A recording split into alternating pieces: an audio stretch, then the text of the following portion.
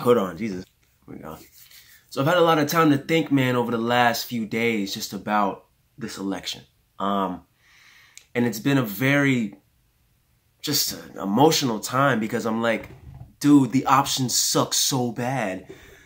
They suck so bad. And it's a special type of hurt because it's like we were so close, man. I mean, I don't think people appreciate how close Bernie got. Bernie was right there after you had Iowa, you had New Hampshire, you had Nevada. Bernie was right there after a 30-point win in Nevada. He had his foot on their necks. And instead of going for the kill, you know, his campaign, and I think him mostly to blame, honestly, for that, they weren't as aggressive in pivoting and trying to expand the tent and consolidate support of the entire party and not just the progressive base. They had to package themselves and their policies in a way that appealed to all. And they just didn't do that.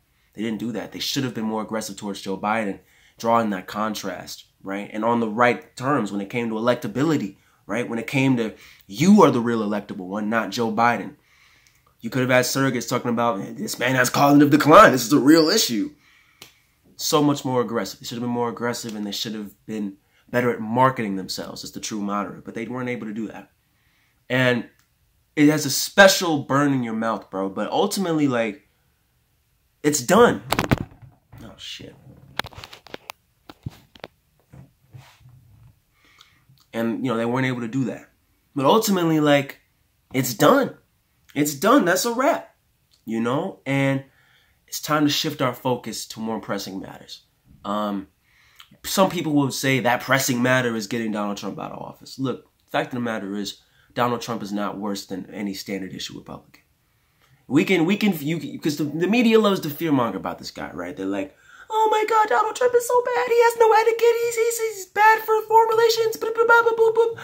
Okay, before Donald Trump got in office, the United States was already one of the worst catalysts in the world for world peace. Already we were a disaster when it came to world peace. We caused chaos. We caused problems.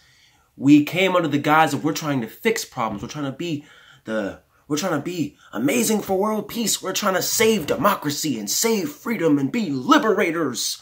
And you end up going to these disadvantaged, oppressed regions and causing chaos. We've been doing so since the 1950s. This isn't a new phenomenon. Honestly, since the 19th century. This isn't a new phenomenon.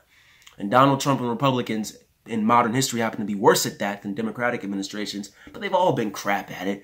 They all do the drone strike campaigns. They all do unilateral interventions. This isn't a new thing, okay? He's not any dramatically worse for foreign policy than we have been, the Democratic Party administrations have been, and certainly George Bush and Ronald Reagan and all those little farts before him, okay? And this gets to a larger point, man. I don't really care.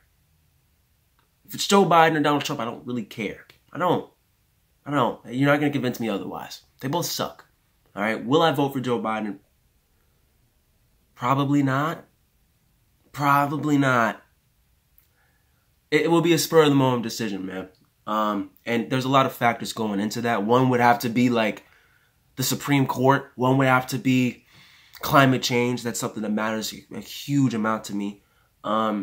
So obviously I want to be able to have children, have grandchildren, and have peace of mind knowing that they can continue on and have future generations come even after them. And that's something that really matters a lot to me. Also, the Supreme Court's incredibly important. You know, if Trump's able to put in a very conservative justice on that, because Ruth Bader Ginsburg, she's like 80, 90, something like that. That's huge. There would be a decision that would weigh on those two factors. But also just the fact that when it comes to other policies, Joe Biden sucks. Donald Trump sucks. They're both corrupt. They both do the bidding of corporate interests. They both have glaring red flags in their record across many issues and nearly every issue that I care about. So what am I supposed to do?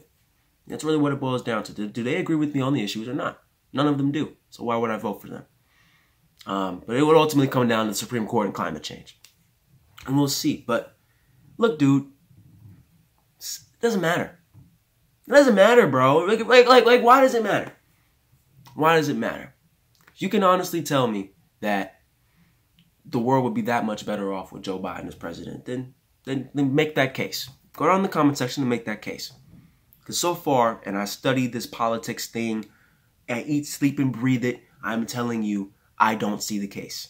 I don't see some amazing alternate reality where Donald Trump isn't president and Joe Biden is, and all of a sudden there's butterflies and rainbows and people shooting out of the moon, all happy and glee. It's all kumbaya. It's not. It's not what it's going to be. The reality is, it's time to move past this. It's done. We have to understand what the future is going to look like for progressives. That has to be now the main focus. Forget the election, man. Forget it's Biden versus Trump. It's about the future. And what's that future going to look like? Are we going to continue to make the mistakes that we made with Bernie Sanders' campaign? Are we going to continue to be this hodgepodge mess of, oh, we support gun control, or we support climate change, we support labor rights? Or are we going to come together and unite under one banner? We're going to come together, organize, secure endorsements, get activists, get protesters, get demonstrators, get strikers out in the streets and fight for our interests, fight for our demands? Or are we just going to sit back on the sidelines and continue to be unorganized, continue to not actually have political pull? I mean, you see what happened in this election. They stamped us out. They stamped us out. They disrespected us because we didn't have organization. We didn't have political operations behind us. When they maneuvered, when they consolidated, we couldn't do the same thing. That's what happened. And that can no longer be the reality. You have to have an outside-inside game, where on the inside, you're shored up. You have endorsements secured. You have political operations ready to mobilize, right? And people who know how to operate when it comes to, if they throw these accusations and these false claims and this false media narrative at you, you're able to combat that with facts and marketing that expands the tent and doesn't just stick you to your own base and your stump speech. And on the outside, you got to have people shoring you up. Millions of them showing the energy and enthusiasm of your movement. Showing that if you don't meet their demands on the inside, you're out of a job next election cycle. That has to be the future of the movement, man. That has to be the focus now. And whether that come and signing up for organizations online, MoveOn.org, Justice Democrats, it's another good one, PCCC, activist groups, Sunrise Movement's another good one, activist groups, and calling universally for those activist groups to unite together. They did a great thing, and they wrote a letter saying that we need Joe Biden to commit to these things or we're not going to show our support for him come November. That's a huge step forward for them, showing that we're a united front. All these activist groups, you can get unions involved in them as well. And once you have all of that support coming for you, right, where you have all of the left together and united saying this is what we stand for, that's huge, man.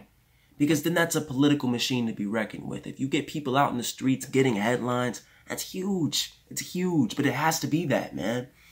That's the only way we're going to see change, right? This election's a wash. I don't care if it's Joe Biden or Donald Trump. I don't care. The main thing that we'll be focusing on now is how are we going to create the greatest amount of change possible? And I am wholeheartedly in the belief that the only way we're going to create the greatest amount of change possible is by fully committing to organizing the left and committing to the inside-outside game, right? You get the people on the outside mobilized, energetic, enthusiastic, protesting, general striking, doing what they have to do to get their voice heard, grabbing headlines, and holding the economy and political system hostage, stopping the money flow for some of these companies. That's huge. That gets their attention. Then on the inside, you use all that energy and enthusiasm to primary establishment Democrats, get progressive Democrats in office. You know, you have allies in the Congress and in state and local legislatures. You also got allies, millions of them on the outside, fighting for their voice to be heard. You got that going for you. You can win. You can create real change. That has to be the focus now. Because if we want to see these things come to fruition, it's going to take some intelligence. It's going to take some operation. It's going to take commitment. It's going to take organization. Right? We can't just be some little cult group that the media writes off and says, "Oh, those are the socialist people." No. We have to be a real political force to be reckoned with. Once you have that going for you, anything is possible. We can get Medicare for all. We can get tuition-free college. We can save the planet from destruction.